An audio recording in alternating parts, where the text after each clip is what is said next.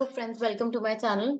आज की वीडियो में हम लोग फॉर्म 10 डबल बी की बात करेंगे। टैक्स ऑडिट का सीजन चल रहा है तो इसलिए मैं ज़्यादा वीडियोस नहीं बना पा रही हूँ, बट टैक्स ऑडिट से रिलेटेड जो रेलेवेंट वीडियोस है ये मैं प्रीवियस ईयर्स में बना चुकी हूँ। और जो चेंजेस हैं उसके लिए भी मैंने अभी रिसेंट में इम्पोर्टेंट जो इश्यूज थे टैक्स ऑडिट से रिलेटेड उस पे वीडियोस बनाए हैं। होप आपको वो हेल्पफुल लग रहे होंगे। बट जो भी मेरे व्यूअर्स हैं उनके कमेंट्स का मैं रिप्लाई कर रही हूँ। उसी में से एक व्यूअर का डाउट था कि 10 डबल बी में हम जो प्रीवियस ईयर के एक्यूमुलेशन है उसको कैसे शो करेंगे एज एप्लीकेशन। तो इस वजह से मैं ये वीडियो बना रही हूँ। आपके इससे अलावा कोई और डाउट है या आप चाहते हैं कि मैं स्पेसिफिक उस इशू में वीडियो बनाऊं तो आप मुझे कमेंट सेक्शन में बता सकते हैं। जब हम टैक्स ऑडिट की बात करते हैं तो नॉर्मली एसएससी का टर्नओवर 1 CR से ऊपर है उनका तो ऑडिट होना है, बट कुछ जो ट्रस्ट है, इंस्टीट्यूशंस हैं, एनजीओ बेसिकली जो कि रजिस्टर्ड है 12A में इनकम टैक्स के या 1023C का बेनिफिट उठा रहे हैं, उनको भी ऑडिट करवाना कंपलसरी होता है। और बट उनकी जो थ्रेशोल्ड लिमिट है ऑडिट की वो हम देखते हैं डोनेशन या उनकी इनकम से रिलेटेड। अगर उनकी इनकम बेसिक एग्जेम्पशन लिमिट को क्रॉस कर जाती है जो कि 2,50,000 है तो उनको ऑडिट करवाना कंपलसरी है। एक्सपेंसेस का ध्यान नहीं देते हैं, आप बस इनकम को देखेंगे। अगर इनकम एक्सीड कर जाती है तो आपको ऑडिट करवाना जरूरी है। अब ऑडिट करवाना है तो दो रिपोर्ट्स हैं, एक है 10B और एक है 10 डबल बी। इन दोनों रिपोर्ट्स की जो एप्लीकेबिलिटी है, किस एसएससी को कौन सी रिपोर्ट फाइल करनी है, ये बहुत आपको इसका ध्यान रखना है क्योंकि लास्ट ईयर फर्स्ट ईयर था और बहुत गलतियां हुई थी। जिन ट्रस्ट को 10B फाइल करना था उन्होंने 10 डबल बी फाइल कर दिया था, जिनको 10 डबल बी करना था उन्होंने 10B फाइल कर दिया था, जिसके कारण उनकी एग्जामिशन विड्रॉ हो सकती थी। बट जो सीबीटीटी है उनने थ्रू सर्कुलर एक्सटेंड कर दी थी ड्यू डेट। 31 मार्च तक का टाइम दिया था कि सही सही रिपोर्ट फाइल करें। तो इस साल आप ध्यान रखें, सही रिपोर्ट फाइल करना जरूरी है। अगर आपने गलत रिपोर्ट फाइल की तो आपको एग्जामिशन का बेनिफिट नहीं मिलेगा। अब 10 डबल बी की मैं बात करती हूँ। तो इसमें जो इम्पोर्टेंट टैग्स है वो है voluntary and other contribution and application of income. जब हम ऊपर के तीन टैब्स की बात करते हैं, रिपोर्ट फ्रॉम एन अकाउंटेंट, तो ये एक बेसिक रिपोर्ट है जिसमें आप एसएससी की डिटेल देते हैं कि वो ट्रस्ट है, फंड है, इंस्टीट्यूशन है, मेडिकल, एजुकेशनल, सबके ड्रॉप डाउन दिए हुए हैं। कोई क्वालिफिकेशन है तो आप वो बताएंगे। उसके बाद basic detail legal status and management में अगेन आपको जो एसएससी है ट्रस्ट उसकी बेसिक डिटेल जाती है। एंड उनके जो ट्रस्टीज है उनकी डिटेल आती है। ट्रस्टी अगर इंडिविजुअल नहीं है, आर्टिफिशियल पर्सन है, तो उसकी भी अलग डिटेल जाएगी। commencement of activity and detail of place where books of accounts and other document have been maintained, इसमें भी आपको यही बताना है कि प्रोविजनल रजिस्ट्रेशन है तो कब से है, कमेंस कब हुई थी एक्टिविटी, और आपने रेगुलर रजिस्ट्रेशन के लिए अप्लाई कर दिया है कि नहीं किया है, अप्रूवल आ गया है तो कब से एप्लीकेबल है। बुक्स ऑफ अकाउंट का एज पर रूल 17AA आप मेंटेन करते हैं कि नहीं, और ये रजिस्टर्ड ऑफिस में रखी गई है कि नहीं। अगर रजिस्टर्ड ऑफिस के अलावा कोई और प्लेस है तो आपको असेसिंग ऑफिसर को बताना है, और आपने कब ये चेंज किया है, किस दिन आपने असेसिंग ऑफिसर को इंटीमेट किया, ये सबकी डिटेल आपको इस टैब में बतानी है। अब मेन पॉइंट है voluntary and other contribution. Voluntary and other contribution की बात करूं तो जितने भी डोनेशन आपको मिले हैं उसकी डिटेल जाएगी इस टैब में, वॉलंटरी एंड अदर कंट्रीब्यूशन। सबसे पहला पॉइंट ही है फॉर्म 10BD से रिलेटेड। अगर आपने फाइल किया है तो आप यस करें, अदरवाइज नो करें। अगर आपने यस किया है तो आपको बाइफरकेट करना है कि टोटल डोनेशन डोनेशन में से आपने कितने डोनेशन फॉर्म 10BD में शो करें और कितने नहीं करें। 13 पॉइंट में आपको 10BD में जितने भी आपने शो करें वो बताएंगे। 14 पॉइंट में आप बताएंगे जिनको आपने फॉर्म 10BD में नहीं बताया। 13 एंड 14 का जब आप टोटल करेंगे तो 15 में टोटल कंट्रीब्यूशन आपकी इनकम एंड एक्सपेंडिचर से मैच हो जाएगा, इनकम साइड मैच हो जाएगी। अब 15 में से ही आपको यहाँ फर्दर 16, 17, 18, 19 में डिटेल बतानी है। 16 में बताना है कि कितना अमाउंट 15 में इंक्लूडेड है एज फॉरेन कंट्रीब्यूशन, आपको फॉरेन कंट्रीब्यूशन मिला है, और 15 पॉइंट में कितना इंक्लूडेड है वो आपको बताना है। 17 में आपको बताना है ऐसे कितने कंट्रीब्यूशन है जो कि कॉर्पस से रिलेटेड है, जो 15 पॉइंट में इंक्लूडेड है।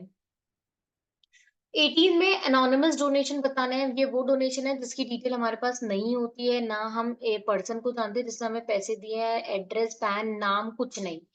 वो स्ट्रेट अवे 30% से टैक्सेबल होते हैं। आपको ऐसे डोनेशन की जानकारी 18 पे दिखाना है। 19 में आपको एप्लीकेशन आउटसाइड इंडिया जिससे रिलेटेड आपने अप्रूवल ऑब्टेन करी हुई है, वो आप 19 में बताएंगे। जब आप ये सारी डिटेल बता देंगे तो 20th में voluntary contribution required to be applied by the auditee during the previous year आ जाएगा। इसमें 17, 18 और 19 पॉइंट हटा दिया जाएगा। क्यों? क्योंकि कॉर्पस कभी भी अप्लाई नहीं होता है। अनोनिमस डोनेशन क्योंकि स्पेशल रेट से टैक्सेबल होते हैं, इसलिए उसको एप्लीकेशन नहीं माना जाएगा, और जो एप्लीकेशन आउटसाइड इंडिया वो तो एप्लीकेशन है ही। तो इस वजह से जो 20th पॉइंट में अमाउंट आएगा उसको आपको अप्लाई करना है, और उसमें से भी कितना, मिनिमम 85%। अब 21 पॉइंट में आप क्या क्या बताएंगे? Other than voluntary contribution, that means other than donation, कोई भी ऐसी इनकम हुई है जैसे इंटरेस्ट इनकम हुई है या कोई और प्रकार की इनकम, वो आप 21 पॉइंट में बताएंगे।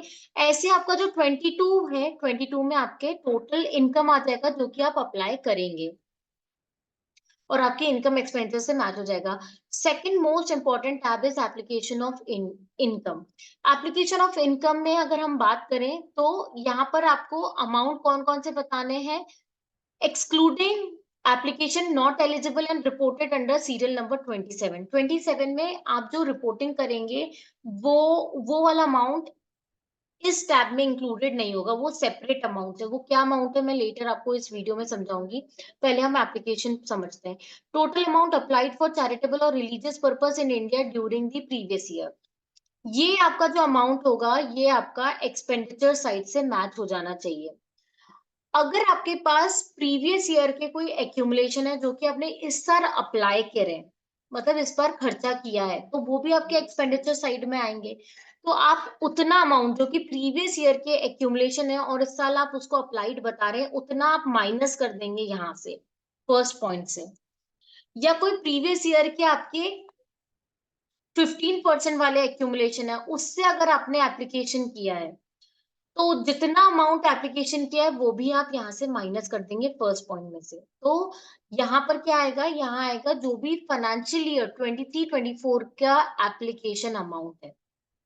इसके लिए आपको क्या करना है? आपको आपके पास कंप्यूटेशन होना चाहिए कि इस साल का कितना आप एप्लीकेशन मान रहे हैं, प्रीवियस ईयर के एक्यूमुलेशन का कितना एप्लीकेशन मान रहे हैं, या फिर प्रीवियस ईयर के जितने भी 15% एक्यूमुलेशन है उसका कितना आप एप्लीकेशन मान रहे हैं।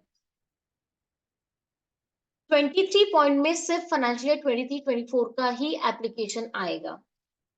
नेक्स्ट है second point, amount which was not actually paid during the previous year. यहाँ पर क्रेडिटर की वैल्यू आएगी। जो भी आउटस्टैंडिंग क्रेडिटर्स हैं एज ऑन 31 मार्च 2024, वो अमाउंट आप यहाँ लिख देंगे क्योंकि वो एप्लीकेशन नहीं माना जाएगा। जब तक आप एक्चुअली पे नहीं करेंगे तब तक वो एप्लीकेशन नहीं माना जाएगा।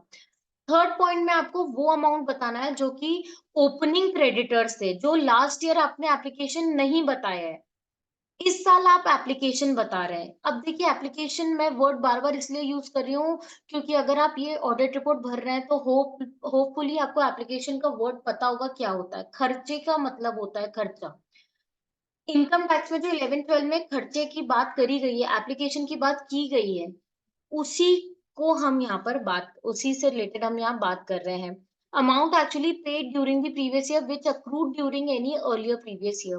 तो यहाँ बेसिकली क्रेडिटर्स, जो ओपनिंग क्रेडिटर्स है जिनको आपने ड्यूरिंग द ईयर पे किया है, उसका अमाउंट आप डिडक्शन क्लेम करेंगे। जब आप ये तीनों पॉइंट फिल कर देंगे तो total amount to be allowed as application आ जाएगा। ये कैसे आएगा? वन में से माइनस कर देंगे क्लोजिंग क्रेडिटर और प्लस कर देंगे वो वाले क्रेडिटर जिनको आपने एक्चुअली पे किया है during the year. Fifth point में है अमाउंट इन्वेस्टेड और डिपॉजिटेड बैक इन कॉर्पस। पिछले सालों में अगर आपने कोई भी कॉर्पस से रिलेटेड खर्चे किए, कॉर्पस यूज करके खर्चे किए, तो आपको डिडक्शन नहीं मिला होगा, एप्लीकेशन ट्रीट नहीं हुआ होगा। क्यों? क्योंकि जब भी आप कॉर्पस से खर्चे करते हैं या लोन और बोरोइंग से खर्चे करते हैं तो वो एप्लीकेशन उस साल नहीं माने जाते। वो कब माने जाते हैं? जब आप कॉर्पस डिपॉजिट बैक कर देंगे या लोन और बोरोइंग्स रीपे कर देंगे, उस साल आपको एप्लीकेशन ट्रीट किया जाता है, आपको एप्लीकेशन का बेनिफिट मिलता है। तो ऐसे कोई अमाउंट है जो कि आपने इस साल कॉर्पस में डिपॉजिट बैक किया है या लोन एंड बोरोइंग रीपे किया है, तो आप एप्लीकेशन का बेनिफिट ले सकते हैं अगर वो प्रीवियस ईयर में डिसअलाउ हुए होंगे। अब नेक्स्ट इज स्पेसिफिक डिसअलाउंसेस कौन कौन से हैं फ्रॉम एप्लीकेशन। सबसे पहले तो एप्लीकेशन में डिसअलाउंस होते हैं टीडीएस का पॉइंट। अगर कोई ऐसा खर्चा है जिसमें टीडीएस डिडक्ट होना था बट आपने नहीं किया डिडक्ट, तो वो आपके 7A में आ जाएगा। वैसे ही बी पॉइंट में आएगा कोई ऐसे पेमेंट है जिसमें हमने टीडीएस डिडक्ट तो किया बट जमा ही नहीं किया है रिटर्न फाइलिंग की डेट तक, तो वो बी में डिसअलाउ हो जाएंगे। 8 में वो पेमेंट्स आएंगे जिनको आपने कैश में 10,000 एंड अबव पे किया है, तो उसमें भी ए और बी है। ए में आपको करेंट ईयर में अगर आपने कोई ऐसे पेमेंट किए हैं खर्चों के जो कि 10,000 से ऊपर है तो वो डिसअलाउ हो जाएंगे। बी है प्रीवियस ईयर के खर्चे हैं बट इस साल आप जब पे कर रहे हो तो 10,000 एंड अबव आपने अगर कैश में पे किए तो वो भी डिसअलाउ हो जाएंगे। फिर स्पेसिफिक कुछ खर्चे हैं जैसे कि आपने कोई डोनेशन दिया है कोई और इंस्टीट्यूशन को या ट्रस्ट को, बट जिनको आपने दिया है उनके लिए वो कॉर्पस फॉर्म हो रहा है तो ये अलाउड नहीं होते, ये डिसअलाउ होते हैं। वैसे आपने कोई ऐसे डोनेशन दिए किसी और ट्रस्ट यूनिवर्सिटी को या इंस्टीट्यूशन को जिनका ऑब्जेक्टिव आपके ट्रस्ट से अलग है तो वो भी अलाउड नहीं है। डोनेशन आपने किसी ऐसे व्यक्ति को दिया है जो कि रजिस्टर्ड ही नहीं है 1023C में या 1112 में, तो वो भी डिसअलाउ हो जाएगा। Application outside India for which approval आपने ली नहीं है तो ये डिसअलाउ हो जाएगा। Application outside India for which approval under provision to clause C of subsection 1 of section 11 has been obtained, applied for any purpose beyond the object of trust or institution। आपके objective के अलावा आपने कोई apply किया है तो वो भी डिसअलाउ हो जाएगा। कोई अदर डिसअलाउंसेस है तो आप वो बता देंगे, तो ये सब डिसअलाउंसेस को माइनस करने के बाद टोटल एप्लीकेशन वाला अमाउंट आएगा। नेक्स्ट है उसके बाद कि इस एप्लीकेशन में से कुछ आप डीम्ड एप्लीकेशन मान रहे हैं क्या, जो कि clause 2 of explanation 1 to subsection 1 of section 11 है। इसका ये मतलब है कि पैसे तो आ गए हैं बट आप अप्लाई नहीं कर पाए। क्यों नहीं कर पाए? क्योंकि आपको एंड लास्ट लास्ट में पैसे मिले जब साल ही खत्म हो गया था, तो उसको डीम्ड एप्लीकेशन के लिए आपको फॉर्म 9A भरना पड़ेगा, तो आप यहाँ पर बता सकते हैं। वैसे ही नेक्स्ट है income accumulated under the provision of explanation 3 to third provision of 1023C और सबसेक्शन 2 ऑफ सेक्शन 11। यहाँ पर इस साल के एक्यूमुलेशन की बात करें कि इस साल कुछ अमाउंट आप जैसे यहाँ पर 2,42 है तो 2,42 में से कुछ एक्यूमुलेट कर रहे हैं इस साल जिसके लिए आप फॉर्म 10 फिल करेंगे तो आपको यहाँ पर अमाउंट बताना है। वैसे ही इनकम एक्यूमुलेटेड और set apart for application for charitable purpose जो 15% वाला अमाउंट है, क्योंकि 100 में से 15% हमेशा अलाउड होता है और 85 आपको अप्लाई करना पड़ता है। अगर 85 में से शॉर्टफॉल है, 85% में से कुछ शॉर्टफॉल है तो आपके पास बेनिफिट होता है 5 साल के लिए एक्यूमुलेट करने का, जो कि इस पॉइंट में आप बताते हैं। तो 15% वाला कोई भी अमाउंट है आपका एक्यूमुलेशन का तो आप यहाँ बताएंगे। ये सारे तीनों पॉइंट है करेंट ईयर से रिलेटेड। प्रीवियस ईयर से रिलेटेड आप कब बताएंगे उसको मैं आप कवर करती हूँ। वो है third, application of income out of different sources. यहां पर आपको बताना है कहाँ 27 पॉइंट। पहले हम देख लेते हैं दूसरा क्या है। अब क्या है, अगर आपने जो प्रीवियस शेड्यूल भरा होगा एप्लीकेशन सही तरीके से और कुछ अमाउंट बच रहा होगा टैक्सेबल, तो यहाँ पर टैक्सेबल आ जाएगा अमाउंट की कितना टैक्स है, दैट इज शॉर्टफॉल है। उसके बाद आप यहाँ पर बताएंगे income taxable under section 115BBI। अगर कोई ऐसी इनकम है तो यहाँ आप बताएंगे अनोनिमस डोनेशन आपको 26 पॉइंट में बताना है जैसे टैक्स लग जाए, क्योंकि अब इसके बाद जो अमाउंट अपन देख रहे हैं उसमें मोस्ट ऑफ द केसेस में टैक्स लगेगा। बट एक और पॉइंट है एप्लीकेशन का, application of income out of the following sources during the previous year. अब एप्लीकेशन और कौन कौन से तरीके से माना जाएगा, तो प्रीवियस ईयर कोई एक्यूमुलेशन था, आपने इस साल अप्लाई कर दिया है। पिछली बार शॉर्टफॉल था तो आपने फॉर्म 10 फिल करा, इस साल आप उसको एप्लीकेशन ट्रीट कर रहे हैं। मतलब ट्रीट क्या कर रहे हैं, वो तो पिछले साल आपने एप्लीकेशन मान लिया था, बट आपको आपके पास 5 साल होता है उसको अपला खर्चा करने का। तो इस साल आप बता रहे हैं कि हमने उसको यूज कर लिया है उस अमाउंट को, तो इसलिए आप कहाँ बताएंगे, ए पॉइंट में। 27A, income accumulated under third proviso to clause 23C of section 10 or under subsection 2 of section 11 during any earlier previous year। मतलब प्रीवियस ईयर के कोई एक्यूमुलेशन है, इस साल आपने उसको खर्चा किया है, तो अब आप उसको शो करना चाहते हैं। ये एप्लीकेशन इस साल नहीं माना जाएगा क्योंकि आप प्रीवियस ईयर उसको एप्लीकेशन ऑलरेडी ट्रीट कर चुके थे फॉर्म 10 फिल करके। बस अब आप ये बता रहे हो कि हमने उसको एक्चुअली खर्चा कर दिया है, तो इस वजह से उस अमाउंट को आप कहाँ बताएंगे, ए पॉइंट में। ध्यान रखिए ये प्रीवियस ईयर के एक्यूमुलेशन की बात करें, इस साल के नहीं।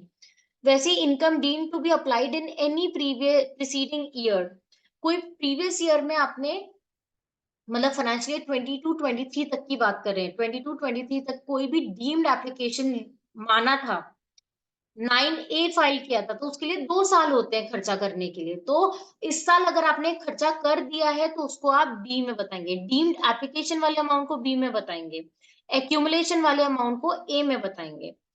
Income of earlier previous year up to 15% accumulated और सेट अपार्ट, मतलब पिछले सालों में जितने भी आपने 15% एक्यूमुलेट किया था वो तो आपका ओन फंड है, उसको यूज करके अगर आपने कोई खर्चा किया है तो आपको सी पॉइंट में बताना है।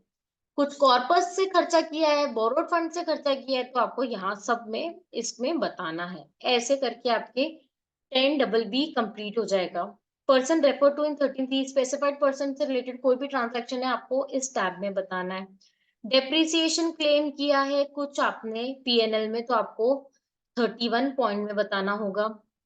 32 पॉइंट में आपके टीडीएस और टीसीएस से रिलेटेड जानकारी आएगी, कोई ऐसे खर्चे हैं जिसमें टीडीएस कटना था, कटा है, तो उसके रिलेटेड रिलेशन में आप पूरी जानकारी बताएंगे, कटा है कितने अमाउंट पे कटा है, कितना पे किया था, सही कटा है कि नहीं, और रिटर्न फाइल हुआ है कि नहीं, कुछ लेट फीस जमा की है, तो ये सारी चीजें तो एक नॉर्मल टैक्स ऑडिट रिपोर्ट में हम फिल करते हैं। तो होप आपको ये 10BB का पॉइंट समझ आया होगा। एक बार मैं रिवाइज कर देती हूँ कि जो एक्यूमुलेशन से रिलेटेड आपके स्पेसिफिक डाउट थे, करेंट ईयर का अगर कोई एक्यूमुलेशन है, करेंट ईयर का कोई एक्यूमुलेशन है, तो वो आप एप्लीकेशन ऑफ इनकम वाले टैब में सबसे आखिरी में बताएंगे।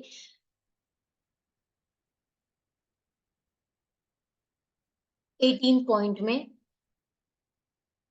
कोई भी करेंट ईयर से रिलेटेड एक्यूमुलेशन है और प्रीवियस ईयर के एक्यूमुलेशन का आपने इस साल खर्चा किया है, तो आप 27A में बताएंगे उसको, प्रीवियस ईयर से रिलेटेड, मतलब preceding previous year financial year 22-23 तक के। होप आपको ये वीडियो हेल्पफुल लगी है, तो प्लीज इसे लाइक करें और मेरे चैनल को सब्सक्राइब करें। कोई और डाउट है तो आप मुझे कमेंट सेक्शन में बता सकते हैं। Thank you.